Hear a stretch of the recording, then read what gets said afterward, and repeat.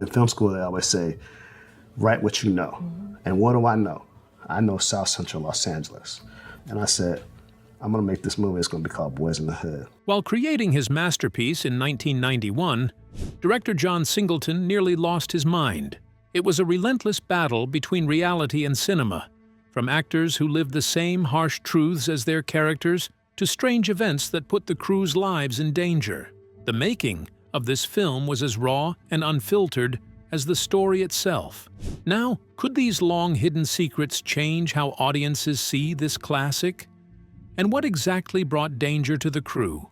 Join us as we unveil the shocking truths behind Boyz and the Hood and how they shaped its success. Friends should be fathers too. Director Singleton managed to pull off one of the most powerful illusions in cinematic history. Some would say he placed a cloak over his actors' ages and bent reality to suit his cinematic vision. This change lies at the very heart of his movie, Boyz and the Hood, a detail so seamlessly executed that most fans have never thought to question it. The relationship between the movie's central characters, Tre Styles and his father, Furious, sits at the film's forefront, an intended raw, intimate portrayal of a father-son dynamic in a world designed to swallow young men whole in the world of Los Angeles. The illusion was acted out so perfectly that audiences rarely stopped to consider what the reality was. What illusion? A simple one, really. Lawrence Fishburne, the actor who played the fatherly figure of Furious Styles, was only 7 years older than Cuba Gooding Jr., the young man playing his son, Tre Styles. At the time of filming, Fishburne was just 29, portraying the father of a 22-year-old actor. The secret to this incredible dynamic was not in camera tricks or post-production effects, but in the combination of sheer, unwavering talent and vision from both the actors and the director. Typically, a 7-year age gap between a father and son would raise eyebrows or break the flow. Yet, surprisingly, not a single audience member questioned it.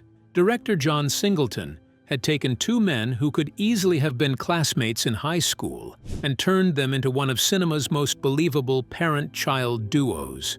Fishburne embodied the role of a relentless single father, determined to shield his son from the darkness of the same world that once plagued him. His portrayal of Furious Styles became one of the most iconic depictions of Black fatherhood in film history, stern, wise, and grounded in both love and discipline. Jason Styles is portrayed as a seasoned and uptight man who became a father early and spent his life in South Central Los Angeles, accumulating years of street wisdom, experience, and hardened mannerisms. His character is written as someone who seeks to use that hard-earned knowledge to protect his son from the neighborhood's harsh realities, guiding him to become wiser, stronger, and more disciplined than he ever was. At only 29, Fishburne had to act far older than his years to convincingly portray a father figure.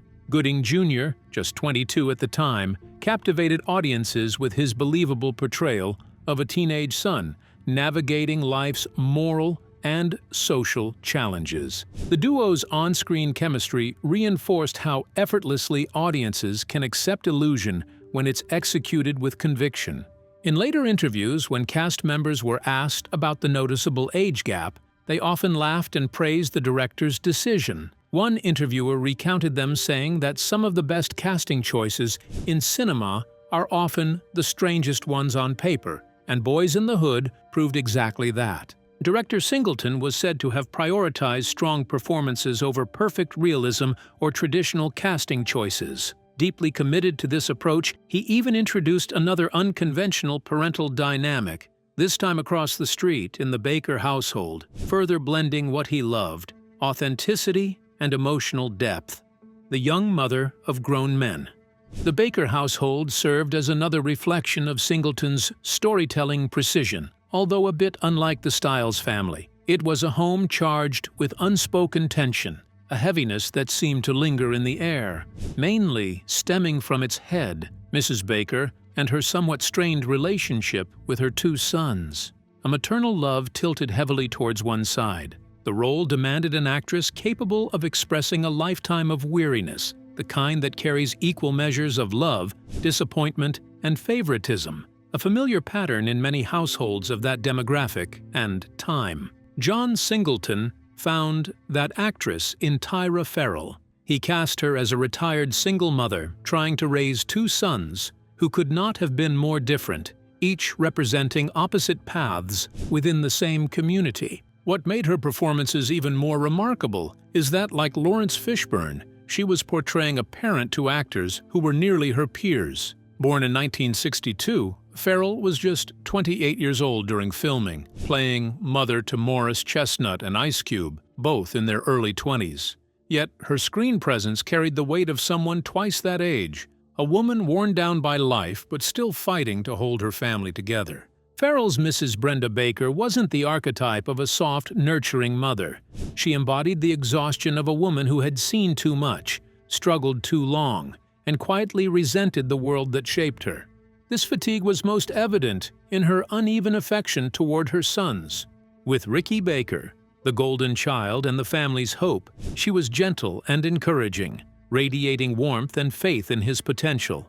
To her, Ricky represented everything she could have been and everything she still wished for, a second chance at life through her son. His football dreams were not just his own, they were her escape plan, her ticket out of South Central, out of poverty, out of disappointment. But with Doughboy, that tenderness disappeared.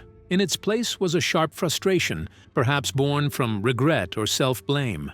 Her interactions with him were often cruel and laced with needles to pierce him. She saw in Doughboy a mirror of the streets she feared and despised, a living reminder of her own broken choices. Throughout the film, she tells him he's just like his father, a man who never amounted to anything, words that showed one of the main reasons for their predicament and her bitterness. In real life, Ice Cube and Morris Chestnut were practically the same age, separated by only a year, with Chestnut being the older of the two. Yet, on screen, they embodied the dynamic of siblings born years apart, molded by entirely different expectations. Together with Ferrell's commanding performance, the trio delivered one of the most emotionally authentic portrayals of family dysfunction ever captured in Black cinema. Their dynamic showed a mother and her son separated by love and resentment, served as another example of how truly great acting and direction can dissolve disbelief, making audiences forget about age, performance, or even artifice. In Boyz n the Hood, Singleton didn't just direct a family. He exposed the quiet, aching truth of one. At this point, one might think the director only used unorthodox age gaps. But no, that wasn't the case. What happens when he does the exact opposite of this and matches reality instead? Reality is quite often real. Alongside the trio of Tre, Doughboy, and Ricky is a very different member of their crew, a boy named Chris, who is always seen in a wheelchair, a character played by Reg Green. He is a young boy whose predicament was caused by gun violence. A gun violence episode marked the beginning of his tragedy, leaving him paralyzed from the waist down. His presence is a striking visual and a constant reminder of the dangers of the same gun violences, which Singleton was trying to spread awareness on. For years, audiences have debated the nature of his role, wondering whether the young actor was simply playing a part. The truth, however, is far more surprising and speaks directly to John Singleton's unwavering commitment to authenticity. The actor, a young man named Reg Green, was not acting. His disability was real, a permanent consequence of the very street violence the film so powerfully depicted. In Green, Singleton found not just an actor, but a living testament to the film's central themes. At the tender age of 6, Reg Green had been the victim of a random exchange of gunfire between two neighbors.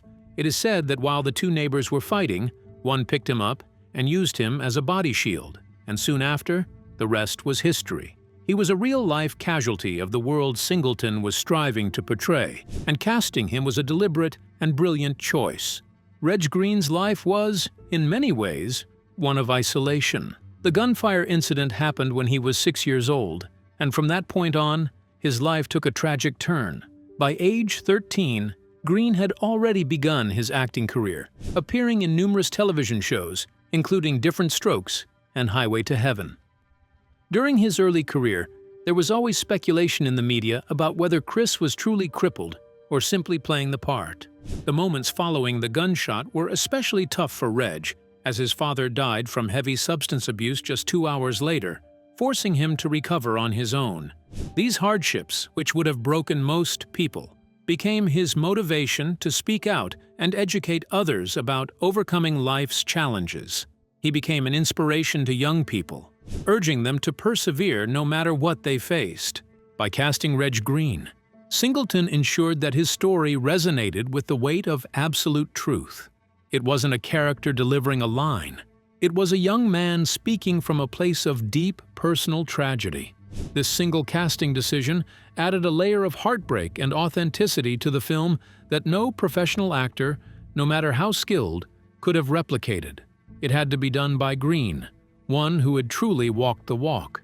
Gang violence was a common reality in many communities at the time, and that's exactly what the film's production aimed to shed light on. Noble in every sense, or ultimately futile? What happens when the very violence the film sought to expose turns back on the awareness campaign itself? Hot-tempered gang members and cold ice cubes. Filming these scenes on the actual streets of South Central Los Angeles exposed the crew to unprecedented danger and to the watchful eyes of the very gang members they were portraying. True to their nature, it was only a matter of time before some grew restless with the peace and sought what they knew best: violence. It all turned on its head during one particular scene. While filming in the streets, the crew was reportedly confronted by gang members who felt disrespected by what was being depicted. They knew the movie would soon reach a global audience, and they believed it would paint them in a bad light. Some even argued that Singleton and his team were using their pain for profit, turning their lived reality into entertainment for people far removed from their struggles. Doughboy's scene, in particular, ignited the most tension. He portrayed a member of the Crips who triumphed over a rival Blood gang member, but the scene was filmed right in Blood territory. To them, it felt like a slap in the face. The portrayal of a Crip killing a Blood on their own turf was humiliating, and resentment toward the crew began to boil, especially toward Ice Cube, who received personal threats.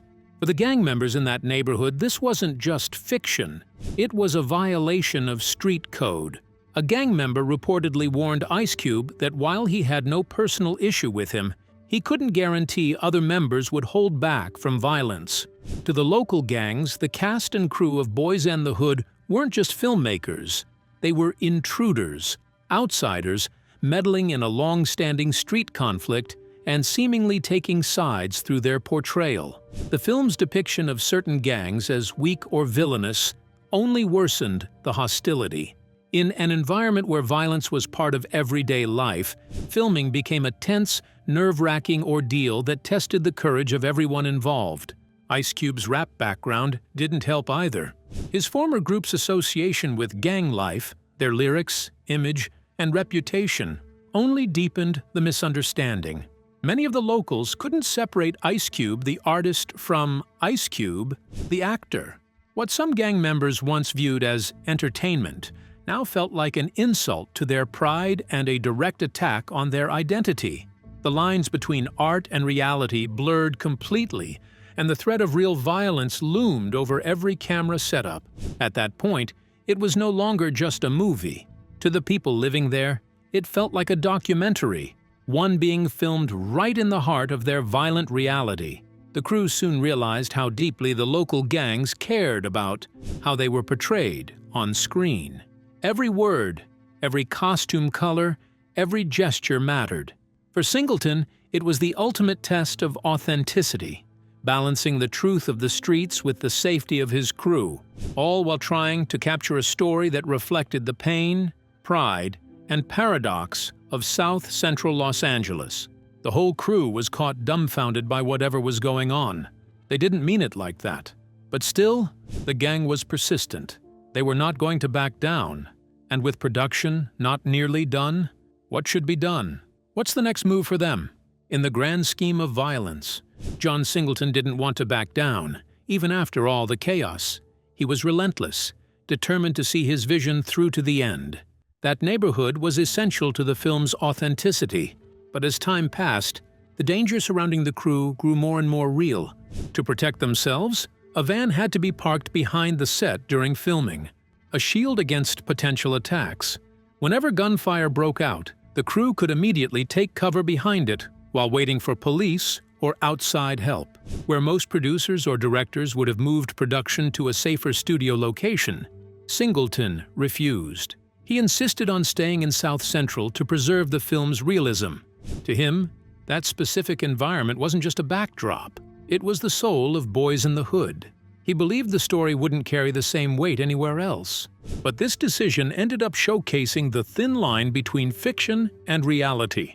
The fake violence being acted out on set was starting to mirror the real violence erupting around them. Soon, it felt like they were battling the very thing they were trying to portray. In an interview later on, one crew member recalled how fights broke out almost daily during production. The van became a necessity, a form of ironic protection for a movie that was supposed to raise awareness about gun violence, yet was now surrounded by it. This situation perfectly reflected the state of Los Angeles in the early 1990s. When gang violence was rampant and unpredictable, the studio eventually had to spend large sums reshooting certain scenes in controlled environments as filming in the neighborhood became nearly impossible.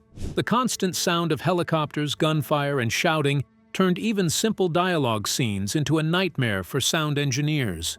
Through it all, Singleton's persistence stood out. His calm, steady nature under pressure reflected both his character and his artistic conviction. So, what made this young filmmaker, barely out of college, to be so unwavering in his pursuit of authenticity? Let's explore the vision and resolve that drove John Singleton to create one of the most powerful films in American history. John Singleton, A Simple Person Maybe. According to John Singleton, the movie that would later become Boyz n the Hood wasn't even meant to exist in the first place. The idea began as a simple college assignment. Students were asked to pitch story concepts they believed could make great films. Singleton's submission was titled The Summer of '84. It wasn't a full script, just an idea, but it carried the emotional rawness and realism that would eventually evolve into his debut masterpiece. Singleton wasn't the type to do anything halfway. He was meticulous, studying film theory and experimenting with techniques that could heighten emotional impact. One concept that fascinated him was the use of time and memory, how certain cinematic effects could make viewers remember scenes more vividly. He loved the idea of a character existing in the present while their image slowly faded away, symbolizing loss and reflection. He later used this technique masterfully in Boyz n the Hood's final scene, when viewers realize that Ice Cube's character, Doughboy, has died, a haunting moment that lingers long after the credits roll. Unlike many directors who insert themselves into their films for vanity, Singleton's cameo was subtle and deeply symbolic. He appeared briefly as a mailman during one of the Baker family's heated arguments. Quietly, he walks in, hands the mail to the mother, and leaves as the two brothers continue to argue. His presence is almost invisible, yet meaningful, representing how life continues, even amid chaos. For Singleton, this moment was a statement. It reflected the ordinary rhythm of life in South Central Los Angeles, how the world never stops, even when violence or conflict erupts. Deliveries are still made. People still live. The scene's natural simplicity underscored his belief in realism over spectacle. It was his way of connecting the cinematic world to the real one, showing his devotion to authenticity rather than attention. This brief appearance also revealed something about Singleton's character as a filmmaker: humble, observant, and grounded in truth. He didn't crave the spotlight. He wanted to serve the story. That restraint, that loyalty to realism, became the foundation of Boyz n the Hood's lasting power. A film born from a classroom idea, shaped by vision, and executed with heart. Do you believe John Singleton's high-stakes gamble of filming on location was the most crucial element to the film's authenticity? How different do you think the movie would have been if it had been made with a more conventional, safer approach on a studio backlot? Share your thoughts with us in the comments section. Remember to like, share, and subscribe for more. Also, click the next video showing on your screen. You will enjoy it.